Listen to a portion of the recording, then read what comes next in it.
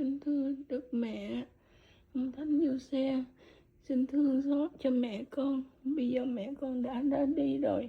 Trong những ngày cuối đời, mẹ con cũng về đây nương náu ở bên cạnh Đức Mẹ để mà nghe những kinh giảng để cho mẹ con được bình an. Nhưng mà bây giờ là mẹ con cũng ra đi rồi. Con xin ông Thánh Giuse, Đức Mẹ, xin Chúa cho mẹ con được nương náu ngồi bên cạnh Đức Mẹ. Con cảm ơn Đức Mẹ, con cảm ơn Thánh Giuse.